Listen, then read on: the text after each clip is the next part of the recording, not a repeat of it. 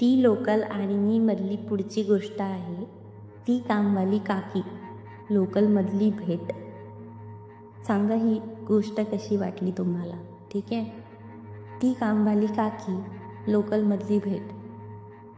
आजचा दिवस थोडासा वेगळा होता. कामावर जायला उशीर झाला होता आणि डोकं आधीच भरलेलं. विरारहून चर्चगेटला जाणारी 8:45ची लोकल पकडायला धावपळ करत होती. गर्दी नेहमीसारखीच होती. गोंगाट, धक्काबुक्की आणि मध्येच कुणाचा तरी रडका बाळ. मी प्लॅटफॉर्मवर पोहोचले तेव्हा गाडी लागलीच होती. कसं बसं आत शिरले आणि एका कोपऱ्यात जागा मिळाली. श्वास टाकते न टाकते तोच माझ्या बाजूला बसलेली एक साधीशी बाई हसून म्हणाली, किती धावपळ ग तुमच्या तरुण पिढीची. ती साधारण 65 वयांची.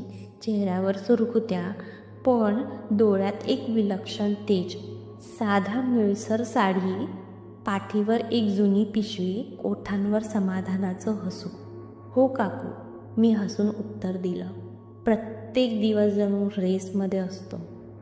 तुमचं बघता बघता ऑफिसला जाणं आणि आम्हाला बघा एका घरातून दुसऱ्या घरात. पण काय करणार, पोटासाठी सगळं, ती म्हणाली. मी थोडीशी उत्सुक झाले. म्हटलं, किती घरं आहेत काकू कामाची. 6. सकाळी 5ला उठते. पहिलं घर 6:30 आणि मग एकामागून एक पोळ्या, भांडी, झाडू, लादी, सगळं एकदम. रात्री 8पर्यंत घर आणि मग स्वतःचं घर. मी थोडा वेळ गप्प राहिले. तिच्या चेहऱ्यावर थकवा स्पष्ट दिसत होता, पण त्याहीपेक्षा तिच्या आवाजात जी स्थिरता होती ती अधिक जाणवत होती.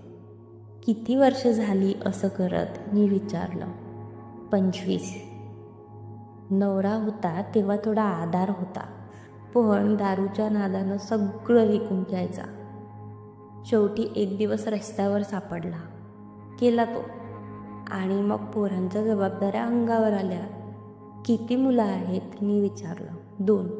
मुलगा आणि मुलगी. मुलगा आता बँगलोरला असतो, टेक कंपनीत. शिकवलंय त्याला मी. कधी कधी वाटतं हाच तो मुलगा का जो लहानपणी फाटलेल्या चपलांतून शाळेत जायचा.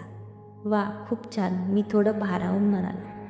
हो ग, पण यश त्याचं नाही, ते पोळ्यांच्या गरम तव्यावर माझ्या हातांनी झेललेल्या फोडणीचं आहे. तिच्या डोळ्यांतून चमक उठली.